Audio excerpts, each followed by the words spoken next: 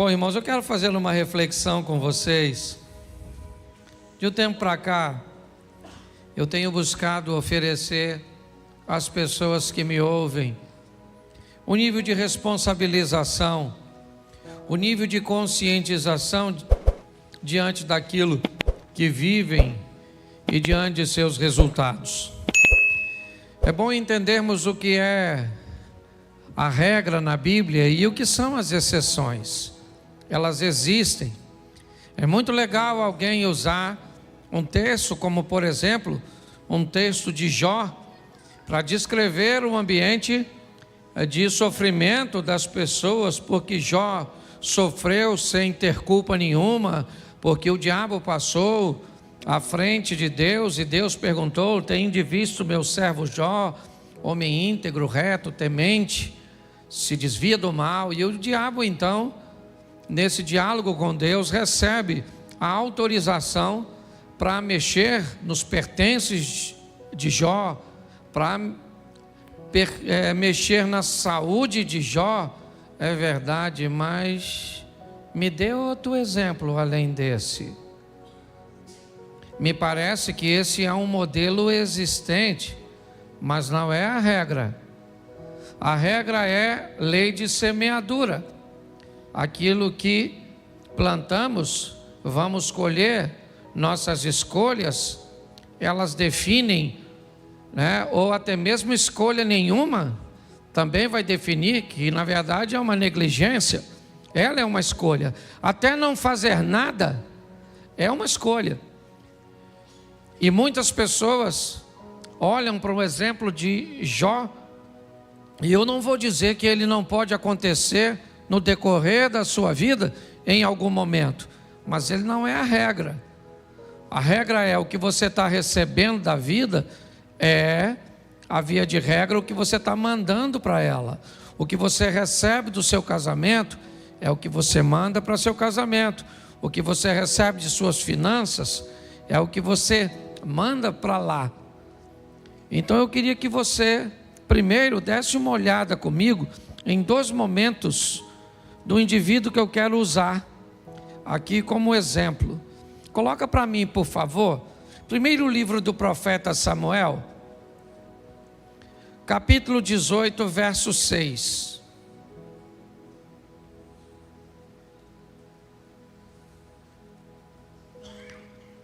Sucedeu, porém, que vindo eles, quando Davi voltava de ferir os filisteus, as mulheres de todas as cidades de Israel saíram ao redor, ou saíram ao encontro do rei Saul, cantando e em danças, com adufes, com alegria e instrumentos de música. E as mulheres, tangendo, respondiam umas às outras e diziam: Saul feriu seus milhares, porém Davi seus 10 milhares. Preste atenção. Davi está vivendo talvez um dos momentos mais importantes de sua vida. Ele nunca tinha provado uma experiência desse tipo. Primeiro porque era muito jovem. Segundo porque era de uma família humilde. Terceiro porque nunca havia se destacado dessa forma. Nesse momento ele está chegando após a vitória contra o gigante Golias. E essa vitória motivou os soldados que estavam nas fileiras de batalha, e eles correram atrás dos filisteus. E agora, ao chegarem, as mulheres vão ovacionar Davi, elas vão engrandecer o seu nome. Ele vai se tornar grande no ambiente militar. Ele tornou o exército do Senhor um exército respeitado. Mostrou que um menino com uma tiradeira na mão e com um pedacinho de pau foi capaz de vencer a maior oposição. Um ambiente de afronta que já durava 40 dias sem sequer um candidato se apresentar para lutar contra o gigante. Davi vence Golias, ajudado por Deus, certamente, e todos sabiam disso. inclusive Saul, que vai passar a persegui-lo depois dessa data. Põe para mim, por favor, segundo livro do profeta Samuel, capítulo 12, verso de número 15. Bom, aqui nós temos o mesmo Davi. Então Natã foi para a sua casa e o Senhor feriu a criança que a mulher de Urias dera a Davi. E a criança adoeceu gravemente. E buscou Davi a Deus pela criança, jejuou Davi e entrou, passou a noite prostrado sobre a terra. Então os anciãos da sua casa se levantaram e foram a ele para o levantar da terra, porém ele não quis, não comeu pão com eles. Sucedeu ao 7º dia que morreu a criança. Preste atenção, um momento de dor, de perda, de angústia, de sofrimento. Agora Davi vai ter que se levantar e sepultar seu filho. Quem é Davi? O mesmo do capítulo anterior lido. O mesmo rapaz. Agora um homem que foi ovacionado pelas mulheres, que foi respeitado pelos soldados. Agora, seus soldados sabem que ele fez nada menos ou nada mais que nada menos que deitar-se com uma mulher que era esposa de um de seus oficiais. Seu homem de confiança era Urias. Bom, se ele ganha o respeito no capítulo 18 de 1 Samuel, porque defendeu o exército, agora ele perde o respeito, porque se deitou, um cara dissimulado mandou matar o homem, cujo qual ele era o traidor. Deus então disse a Davi, o mesmo Deus que deu vitória a Davi contra gigante, o mesmo Deus que fez com que aquela pedra transpassasse os obstáculos que tinha pela frente e acertasse a fronte do gigante, é o mesmo Deus do capítulo 12 que manda o profeta Natã ir a Davi e dizer para ele tantas desgraças. O seu filho morre, a espada jamais se aparta da sua casa. Você vai ver um filho seu matar o outro. Você vai ver um filho seu estuprar uma filha sua. Pare para pensar. Deus está com esse indivíduo ou não? Quando nós olhamos para as vitórias que ele teve, nós descobrimos que Deus está com ele. Quando nós olhamos para as derrotas que ele teve, nós descobrimos que também Deus está com ele, simplesmente não está defendendo. Eu preciso fazer uma reflexão com vocês sobre vida eterna e vida terrena. As pessoas estão misturando tudo. Nós precisamos ter um entendimento que são duas coisas bem distintas, ainda como o Abner citou, elas andem bem atreladinhas. Bom, queremos vida eterna, queremos salvação, então é simples demais. O carcereiro está querendo tirar a sua vida, e Paulo diz, crê no Senhor Jesus e será salvo tu e a tua. Preste atenção, que história é essa? Que coisa doida é essa? O cara crê em Jesus e ele vai ser salvo, eu entendo, mas como é que a casa dele vai ser salva, Abner? Se a salvação é individual. O que a Bíblia está querendo dizer? Que quando eu creio em Jesus, quando eu me torno cristão, eu salvo a minha vida e salvo a vida da minha casa. Será que eu tenho autorização de Deus para salvar a minha casa? Esse negócio virou coletivo? Não! O que a Bíblia está querendo dizer é que quando alguém é salvo de verdade, quando alguém pega a palavra de Deus e coloca na sua vida como regra de fé em prática, é só uma questão de tempo a quem está ao redor dele também seja alcançado. Vamos para o salmista, prepara uma mesa perante mim, na presença dos meus inimigos, unja a minha cabeça com óleo e o meu cálice transborda. Imagine que essa é a nossa mesa, você está sentado aqui e seus familiares estão ao redor, você é esse copo, preste atenção. Esse é Deus, esse é você, seus parentes estão aqui, vamos lá.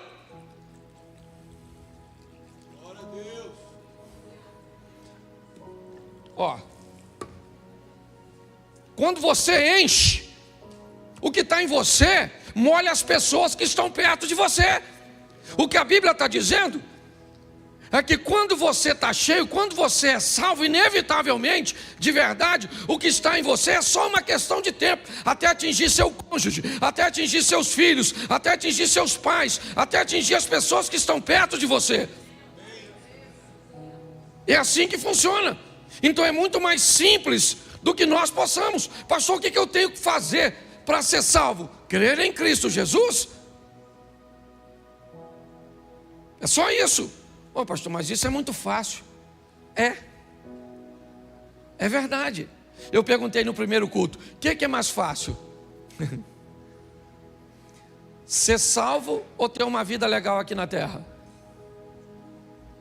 O que é mais fácil? Ser salvo ou ter uma vida legal aqui?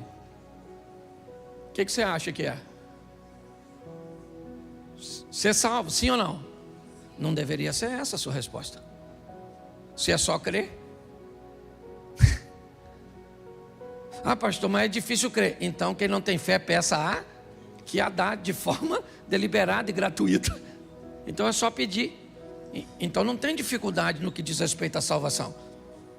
Eu sou da tese o seguinte: nosso Deus quer nos salvar e não nos colocar no inferno. Tem gente que cria uns negócios tão mirabolantes para ser salvo, que eu falo, gente, esse pessoal está dificultando uma trama que é fácil demais. Aí você não pode usar isso, não pode usar aquilo, não pode usar aquilo outro, não pode jogar uma bola, não pode ir para a praia. Aí você não pode comer isso, não pode comer aquilo, não pode comer. Então Deus está falando, ó, eu não quero ninguém no céu.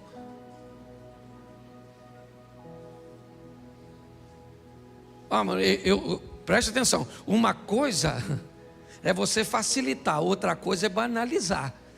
Eu não estou aqui para banalizar a salvação. Não é isso, mas eu também não estou para dificultar. Ah, você usa calça comprida? Usa.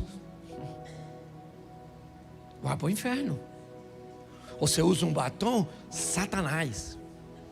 Se ele for só brilhante, aí uma área do inferno que não é muito quente. Mas dependendo da cor. Entendeu? Ah, você já notou que tem gente que parece que não quer que ninguém vá para o céu? Aí é só não pode isso, não pode aquilo, não pode aquilo outro. Nós temos que ter cuidado com isso. O que Jesus quer é nos dar a vida eterna, foi para isso que Ele morreu. E a Bíblia é bem clara dizer, se nós cremos em Jesus, nós seremos salvos, sim ou não? Isso aí. Só que crer em Jesus não te dá a vida boa aqui na terra. E é isso que eu quero conversar com vocês. Certo? Quem quer morar no céu, todo mundo está afim. Tem alguém querendo ir para o inferno? Levanta a mão. Mesmo não querendo, tem uns que vão. Eu penso assim, eu dou o meu parecer. Depois você pode avaliar, os teólogos de plantão, fica à vontade, os achólogos também, fique tranquilo. Presta atenção, para mim, para aqueles que já receberam e conhecem Jesus, se você morrer devagar, basicamente ninguém se perde, porque todo mundo vai para onde sabe o endereço. Ficou doente, a morte começou a aparecer, que alguém vai apagar o interruptor, você já falou, oh, meu Deus do céu, tem misericórdia da minha vida, perdoa todos os meus pecados. Você pede perdão até do pecado que não tem. Senhor, perdoa o que eu vou fazer amanhã. Entendeu? O problema é a morte súbita. Infartou, aí não dá tempo mais não, maluco. Aí quando você viu, já está do outro lado. Caraca, morri. Morreu, para onde eu vou? Já sabia desde lá. Ok? Então para mim é mais fácil ser salvo. Eu, por exemplo, eu não tenho medo de morrer, eu tenho medo de dor. Aliás, eu acho que isso é uma coisa de todo homem. É ou não é? Mulher já nasceu preparada para dor. Homem é frouxo quando o assunto é dor. Mulher se corta toda para ficar bonita. Homem, qualquer corte para ele é feio. Certo? Quantos homens aqui já fizeram? Deixa eu fazer uma pesquisa de campo. Se você fosse ter um filho homem, você preferiria normal ou cesárea? desgracei a vida do homem. Porque qualquer uma das duas opções dói. Não é? Ele diz assim, eu preferia ser estéril. Era a preferência do homem. Certo? Quantas mulheres aqui já fizeram uma cirurgia plástica básica de qualquer natureza para ficar mais bonitinha? Por gentileza, manifeste-se agora. Levanta a mão, por gentileza. Glória a Deus, Deus abençoe a senhora. E se tiver que fazer mais, faça. Quantos homens aqui já fizeram alguma cirurgiazinha plástica para ficar mais bonitinho? Levante a mão, por gentileza. Já notou que não é regra, é exceção. Lembra do começo da mensagem? Porque pra gente esse negócio de doer não é com a gente, é ou não é? Uma mulher com 39,5 de febre, ela levanta de manhã, bota as crianças pro colégio, faz comida, bota o marido para trabalhar, paga as contas, volta, arruma a casa toda, pega as crianças, faz amor com o marido à noite, toma um antitérmico e vai dormir. Seu marido 37,5. Dá uma tonteira nele, a boca fica amarga, ele já mandou avisar todo mundo que não vai trabalhar e possivelmente a morte está rondando a vida dele. E já começa a dar senha de banco. É ou não é? A verdade é essa, querido. Eu preciso mostrar a você algo muito simples, mas que às vezes nós complicamos. Quando o assunto é vida eterna, é fácil. É crer em Cristo, ok? Temer a Deus e crer em Jesus Cristo nos dá direito à vida eterna. Porém, viver aqui na terra é mais complicado. Por quê? Porque nós vivemos debaixo de uma lei, a lei da semeadura. Se você gosta ou não dela, ela foi criada pelo soberano Deus. Então Ele estabeleceu, e se você concorda com ela ou não. Por favor, pecados podem ser perdoados e anulados pelo sangue de Jesus. Erros precisam ser colhidos por nós aqui na terra. Deus não está aqui para consertar seus erros. Não, Ele está para pagar seus pecados. Quando você comete um pecado, mesmo que seja um pecado e um erro, escute só, uma menina engravidou, solteira. É pecado, sim ou não? Sim ou não? Sim. É errado, sim ou não? Sim. Jesus perdoa o pecado? E o erro? Não. Ah, o senhor está dizendo que uma criança foi um erro? Sim. Se essa criança vai nascer num lar que não tem estrutura nenhuma para mantê-la, isso foi um erro, criar uma situação dessa.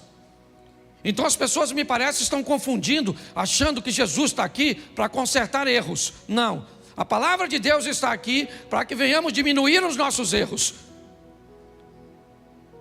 Se venhamos a cometê-los, que sejam erros que causam o mínimo de danos na nossa vida.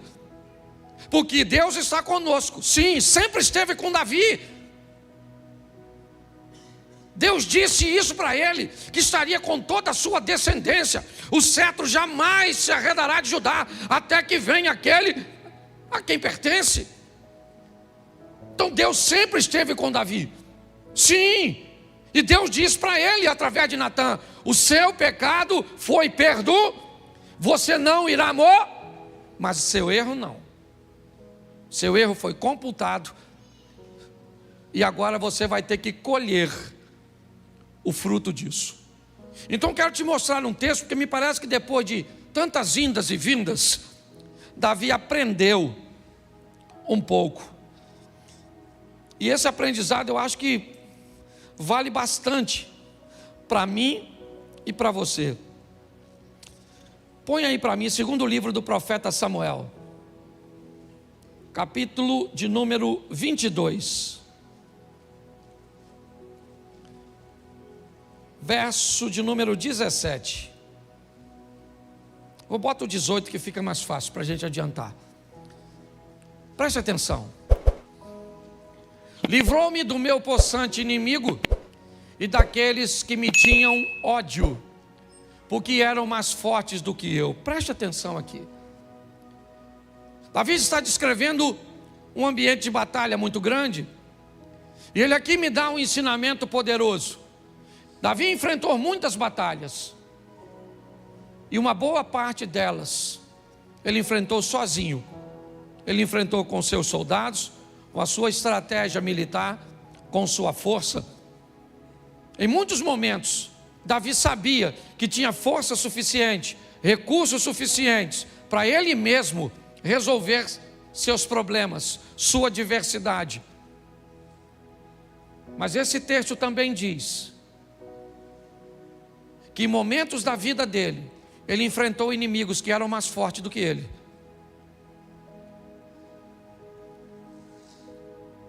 Em momentos da vida dele, ele teve que lidar com desejos que foram superiores às suas vontades. Davi sabia que problemas que ele podia resolver, ele ia lá e resolvia. Mas ele olhou para a vida e diz: quando um possante inimigo vinha na minha direção, e ele era mais forte do que eu, presta atenção no verso 19. Olha só: encontraram-me no dia da minha calamidade. Não era apenas um inimigo mais forte, era um inimigo que buscou uma ocasião oportuna. Era um inimigo que se aproveitou do momento em que eu não estava muito bem. Porque a vida é feita de altos e baixos. Por que é que você acha que a vida, e a Bíblia diz que é melhor serem dois do que um? Porque quando um cai, se pressupõe que o outro está de pé. Que quando um está trabalhando, se o outro chegar, o trabalho rende mais. O que a Bíblia está dizendo é: se nós tivermos alguém perto de nós, provavelmente esse alguém não vai estar no mesmo momento, passando pela mesma situação que nós. Ou às vezes, mesmo que esteja, ele seja capaz de ter mais força do que nós. E nós podemos pedir a ele ajuda, ou menos força do que nós, e nós poderemos sair em socorro. Mas o que ele está dizendo é que esse inimigo, ele é mais possante, diz o verso 18. Volta no 18, por favor. Ele é possante, ok? Ele vem com ódio, ele é mais forte do que eu, verso 19, e ele procura um momento que eu não esteja bem. Apesar de tudo isso, Davi diz uma coisa: o Senhor se fez meu esteio. O inimigo veio do jeito que ele quis vir, aproveitou o melhor momento contra mim, mas ele teve que lidar com uma coisa, com alguém que me amparava, e esse alguém era Deus. É isso que ele está escrevendo. Vamos ver por quê. Porque a gente precisa entender porque é que esse cara recebe o apoio de Deus, o esteio veio para ele e não vem para mim e para você. Porque é que ele tem apoio aí, é muito romântico e bonitinho. Eu leio na Bíblia que Deus vai socorrer um camarada, mas aí o Deus da Bíblia não é o Deus da Bíblia de hoje. Então por que é que esse Deus de Davi não vem me socorrer? O que Davi tem melhor do que eu? Se o Novo Testamento diz que Elias era um homem sujeito às mesmas paixões que nós, e eu posso transferir isso para Davi. Davi não tinha nenhuma vantagem sobre mim e nem sobre você. Então que história é essa de um Deus que vira esteio desse camarada no momento de calamidade dele, no momento de um ataque de alguém que é mais forte, certo? Do ataque de alguém que está odiando, e nós vivemos tudo isso. Cadê Deus? Vamos descobrir se tem alguma coisa que nos diferencia de Davi, porque talvez tenha. Porque é muito legal você ler o texto, né, na carta dos Filipenses. Porque Deus, segundo as suas riquezas, retribuirá em glória.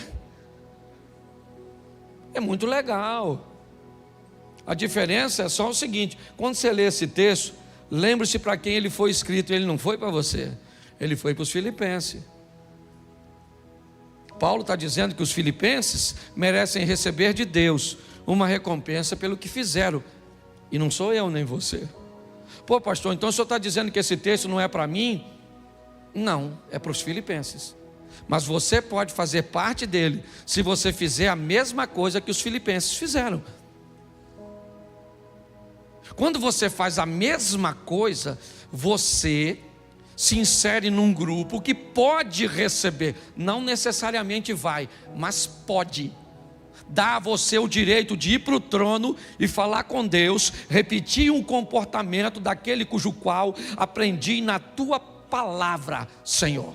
Eu não sei se você já fez essa oração, sabe? Quando você quer reivindicar alguma coisa, e aí reclamar no sentido positivo, fazer uma reclamação, reivindicar, você vai com o texto bíblico, mas vai com um comportamento que sustenta esse texto bíblico, que é isso que nós vamos ver agora.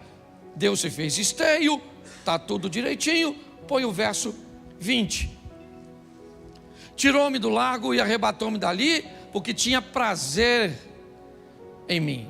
Bom, então Deus tem prazer em Davi. Por que que Deus tem prazer nesse cara?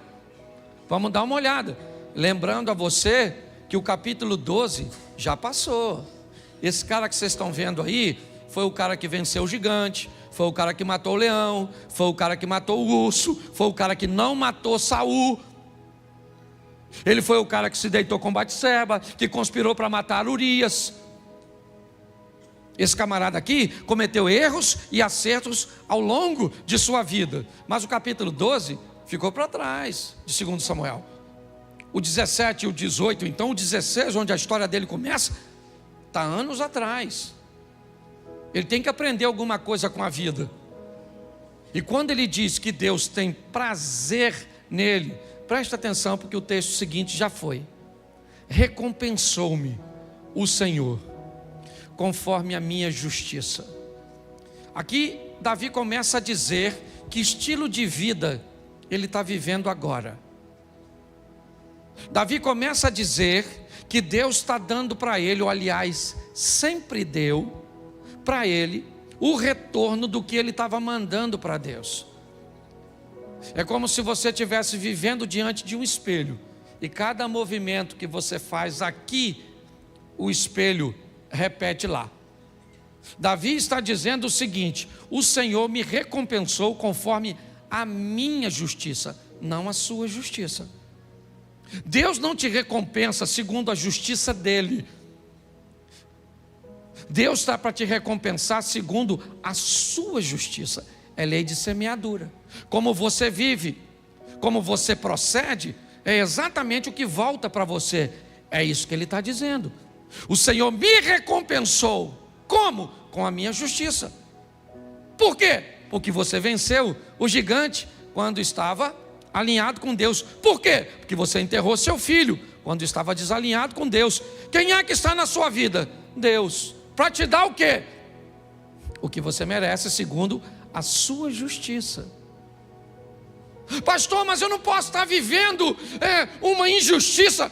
Claro que pode, desde que essa injustiça entre na história do Jó, onde você está vivendo um momento que seja de provação. Se esse é seu momento, levante sua cabeça, segure a onda como fez Jó. Nu saí, nu eu volto, louvado seja o nome do Senhor, recebi o bem de Deus, por que não receberia o mal? E se é um cara íntegro, correto, equilibrado, recebendo, os amigos dele vão visitá-lo, e qual é o discurso? O que você fez de errado? Ele disse: eu não fiz nada de errado. Tem que ter feito, porque na cabeça de algumas pessoas, você não pode sofrer que tem pecado. Não, existem momentos bem isolados, que seu sofrimento não tem nada a ver com isso. Mas entenda bem, ele é bem isolado. Pare de dizer, quando alguém estiver falando, essa aqui, esses dias, falou: Cláudio, se você souber o que estão falando a nosso respeito. Eu falei para ela: Mério, quando alguém fala algo a nosso respeito, duas coisas podem ser. Primeiro, pode ser verdade. E se pessoas falam verdade a nosso respeito, isso significa que nós precisamos mudar a nossa postura e corrigirmos a nossa rota. Segundo, pessoas podem estar falando mentira a nosso respeito. Então vamos descobrir o que elas estão falando. Se for verdade, a gente corrige. Se for mentira, é a única forma que a pessoa tem de falar mal a nosso respeito. Quando alguém fala mal de mim e é em verdade, eu não tenho o que fazer. O que eu posso fazer? A melhor maneira é você viver de uma forma tão honesta que o único jeito que alguém tenha para falar mal a seu respeito seja com mentiras.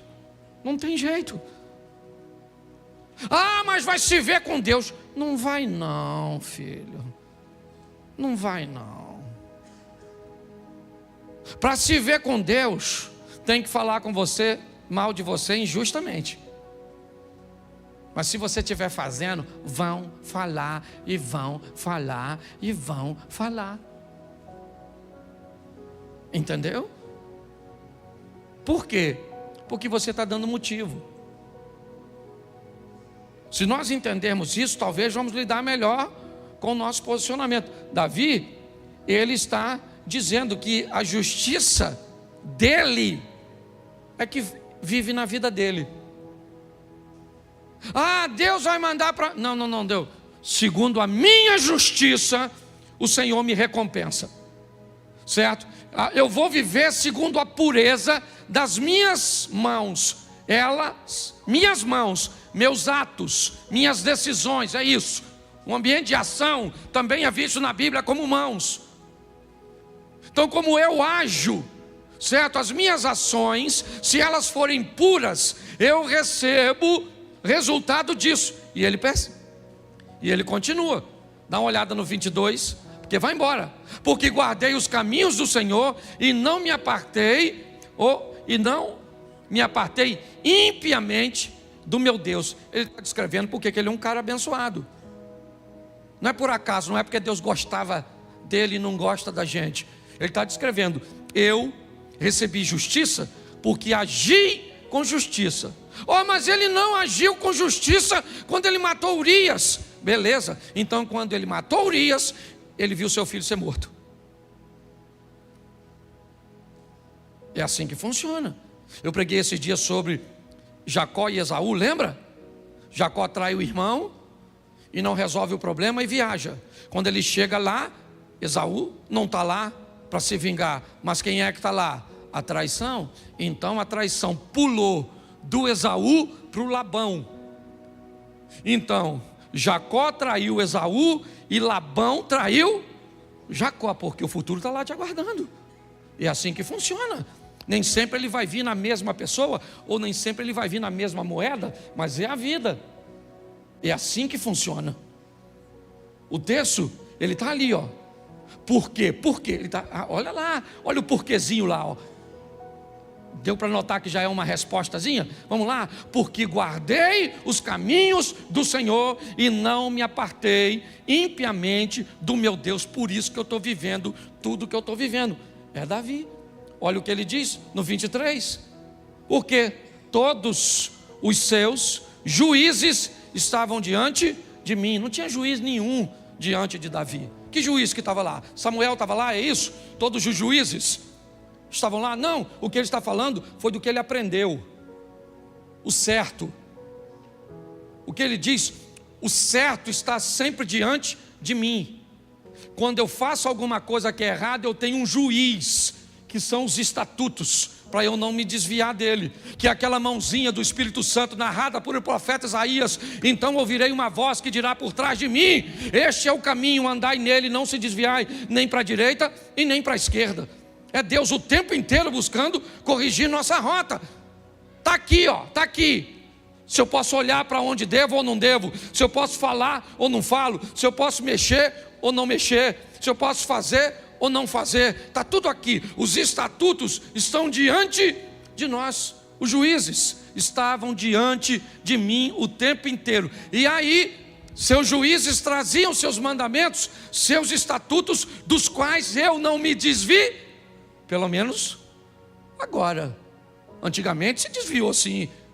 Que negócio é esse desse camarada vir dizer que é um santinho, que é alguém que não comete erros? Ah, dos seus estatutos eu não me desviei. Ele poderia encontrar com Simei, ou com daqueles que conheciam o seu passado, diziam: meu irmão, eu conheço você, em 1992 você fez isso. Ele falou: meu irmão, mas nós estamos em 2022, eu não sou a mesma pessoa que era antes. Estou andando com Deus já faz tempo. Naquela época eu já estava andando com Deus, mas não na intensidade que eu estou andando hoje. Naquela época eu ainda fazia, eu ainda falava, eu ainda sofria consequências. Hoje não. É o que ele está dizendo: dos seus e de seus estatutos eu não me desviei. Mas isso é capítulo 22. Não queira ler esse texto aqui, sem antes conhecer a história do cara que escreveu. E ele continua dizendo, vamos lá, ele vai repetir novamente: porém fui sincero perante ele, e guardei-me da minha iniquidade. Isso, Davi está falando de fraquezas, mas não está falando mais de fracasso. Preste o que ele diz: eu fui sincero. Sincero, o que é sinceridade? É dizer a verdade. Eu estou sentindo, eu estou sentindo. Eu estou legal, eu estou legal. Eu não estou legal, eu não estou legal. Eu estou fraco, eu estou sentindo isso e não deveria sentir. Mas presta atenção de quem ele guarda. Ele não está se guardando dos outros, ele está se guardando dele mesmo, de seu desejo. Guardei-me da minha iniquidade. Eu gosto dessa responsabilidade. Por que ele traiu Urias com Batseba? Por quê? Quem é que foi o culpado de Davi trair Urias? Vamos culpar quem? Abigail? Vamos culpar quem? Mical? Vamos culpar todas as mulheres de Saul? Ah, essas mulheres não me satisfazem. É isso? Talvez isso ele faria no capítulo 11. Mas não no 22. No 22 ele diz: eu fui sincero. E quando eu passei a ser sincero perante ele, eu consegui me guardar das minhas iniquidades, dos meus desejos incorretos. Ele continua dizendo: e ele me retribuiu novamente, lá onde eu comecei, recompensou, e me retribuiu o Senhor conforme a minha, está aí, conforme a minha, isso, me retribuiu o Senhor conforme a minha, não a sua, a minha, não a justiça de Deus, a minha, a nossa, certo? E aí ele começa a dizer: conforme a minha pureza diante dos seus, isso, diante dos olhos de quem? De quem? Das pessoas? De Deus. Davi é um camarada que agora aprendeu que a vida dele tem que ser pautada em agradar a quem? Agradar a quem? Ele quer ser bem visto para quem? Por quem? Isso. Nós queremos ser bem visto pelos nossos vizinhos, pelos nossos parentes. Queremos apresentar uma figura, muitas vezes na rede social. Queremos ser politicamente corretos. Para quê? Para que todos nos olhem de forma positiva. Ele diz: conforme a minha pureza diante dos seus olhos. Eu sei que é difícil hoje querer viver debaixo do olhar que agrada a Deus, mas esse é o estilo de vida de alguém vencedor como esse cara, pelo menos nessa fase da vida dele, que já está caminhando para a fase final. Vamos lá? Preste atenção que Davi está falando de Deus. Com o benigno te mostra isso. Quando o cara é bom e manda bondade, Deus manda o que para ele? Bondade. Com o varão sincero, Deus faz o que? Sinceridade. Vamos lá? Com o puro ele se mostra, mas com o te mostra, preste atenção aqui. Todas as coisas boas que eu mando para Deus, Ele me devolve no mesmo tom, sim ou não? Mas quando eu me torno desobediente, quando eu me torno perverso, note que o meu comportamento não muda a essência dele. Em Deus não há mal, não há sombra de variação. Quando o texto diz: mas com o perverso te mostra avesso, o que o texto quer dizer é apenas o seguinte: se eu fiz justiça Bom, eu mandei justiça e o Eliezer quer ser injusto comigo. Vamos lá? Ramã, o tio da rainha Esther, ele manda justiça para a vida, sim ou não? Sim ou não? Sim, né? Mordecai manda para ele o quê? Injustiça, sim ou não? Quem é mais poderoso, Ramã ou Mordecai? Mordecai. Quando Ramã manda justiça e Mordecai manda injustiça, quem é que entra? Deus. E Deus faz a injustiça virar e pronto. Quando você está alinhado com Deus, você faz o bem e alguém quer te mandar o mal, Deus transforma o mal em bênção. Mas Deus não transforma o mal em bênção quando você manda o mal. Ah, mas se eu me arrependi do mal que mandei, entra no céu, mas colhe o efeito do mal. Por isso o texto diz que todas as coisas boas, você mandou pureza, vem pureza. E se alguém tentar de forma incorreta, Deus entra com providência. Mas quando chega no cara que é perverso, mal, não tem jeito. Eu mandei maldade, Deus faz o quê? Continua onde sempre, no controle de todas, só não se mete. Poxa, pastor, não concordo com isso. Beleza, os caras vão jogar os 3 amigos de Daniel na fornalha. Lembra? Sadraque, Mesaque e Abednego, Ananias, Misael e Azarias. Eles morreram, os 3 rapazes. E os caras que foram jogar ele, morreram ou não? Morreram ou não? Sim. Ué. Vamos lá? Jogaram Daniel na cova dos leões. Beleza. Daniel morreu? Os caras que conspiraram contra Daniel, quando entraram na cova, o leão matou? Vamos lá. O povo está atravessando o mar. Eles morreram afogados? Os egípcios que vêm atrás morreram? Era gente. Do mesmo jeito. Dá para você entender isso? Você quer fazer separação entre o povo de Deus? Faça, fique à vontade. Só estou te mostrando que sempre tem 2 grupos: dos alinhados e dos desalinhados. É só isso. O tempo inteiro Deus está querendo falar isso comigo e com você. Que estilo de vida você quer? Ah, pastor, mas Deus é amor. Beleza. Dizer que Deus é amor não está errado, mas a resposta também não está correta. Ela está incompleta. Um bolo é farinha, sim ou não? Sim ou não? Não. Só farinha? Um bolo é farinha, um bolo é açúcar, um bolo é fermento, um bolo são ovos, é manteiga. Sim ou não? Então por que na hora que nós vamos delinear Deus, Ele é só amor, e aí qualquer tipo de amor vale, qualquer coisa pode? Não, porque amor, porque Deus é amor. Não, Ele é amor, mas Ele é fogo consumidor. Ele é amor, mas Ele é justiça. Nós temos uma série de coisas. Está na hora de você parar de sofrer. Fazendo o quê? O mesmo que as pessoas fizeram quando aprenderam as lições da vida. Não foi fácil para esse camarada. Começou no 1 Samuel 16, quando ele entra na história. Momentos extraordinários, fantásticos, é verdade. Mas ele também aprendeu a duras penas o que era desobedecer a Deus, o que era fazer besteira na vida. Mas finalmente, o capítulo 22 chegou para esse cara. E agora esse cara sabe que o que ele vive é nada mais, nada menos do que o reflexo do que ele envia. E aí ele mudou, aí ele ampliou sua mente. E dê uma olhada no final da história de Davi. Começa a ler depois desse texto.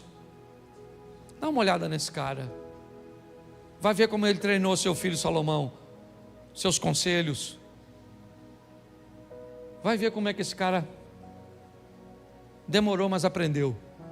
Eu não sei quanto falta para você e eu ainda aprendermos nessa vida. Eu só aprendi uma coisa: cuidado com seus erros, porque eles também são colheitas. E cuidado com as colheitas, porque tem colheita que leva tempo para colher. Tempo para colher, tempo para colher. Tempo. dependendo do que você semeou no coração da sua mulher, pode ter passado 20 anos e você ainda anda colhendo alguma coisa. Ou você trata isso de forma correta, taca fogo, pega o restante da colheita, monta um ambiente com a esposa, incendeia esse troço tudo, purifica o solo e dá um jeitinho de plantar de novo. Fecha seus olhos, por favor, feche seus olhos. Pai, em nome de Jesus, ouvimos muito a respeito do Senhor e muitas vezes achamos que não temos os mesmos direitos, que pessoas são mais facilitadas do que nós, que resultados eles nos apresentam uma parcialidade do Senhor para com algumas pessoas. Mas sabemos que isso não é verdade, porque o Senhor é justo. E em nome de Jesus, que possamos entender como Davi, no aprendizado, que recebemos aquilo que enviamos. Então que venhamos, ó Pai, nesta noite, guardar no nosso coração da nossa iniquidade, sermos sinceros diante do Senhor, aprendemos a lidar com o nosso temperamento, com os nossos desejos, e buscarmos sermos puros diante dos Teus olhos. Abençoa, ó Deus, a nossa caminhada de fé, e que possamos provar resultados extraordinários nesta terra. Não apenas sobrevivermos, recebendo sempre o suficiente para cada dia, mas que possamos viver recebendo mais do que necessitamos, para que possamos também ajudar outras pessoas. Leva-nos aos nossos lares, guardado por Tuas boas mãos poderosas, que o Teu poder venha transbordar, ó Pai, o nosso cálice, de tal maneira que alcance aqueles que estão próximos de nós. Te damos graças por tudo, ó Deus, que tenhamos uma semana de bênção, uma semana de vitória, uma semana de boas notícias e de bons negócios. Que o grande amor de Deus, nosso Pai, a graça de nosso Senhor e Salvador Jesus Cristo e as doces consolações do Santo Espírito de Deus seja para com todo o povo do Senhor, e todos digam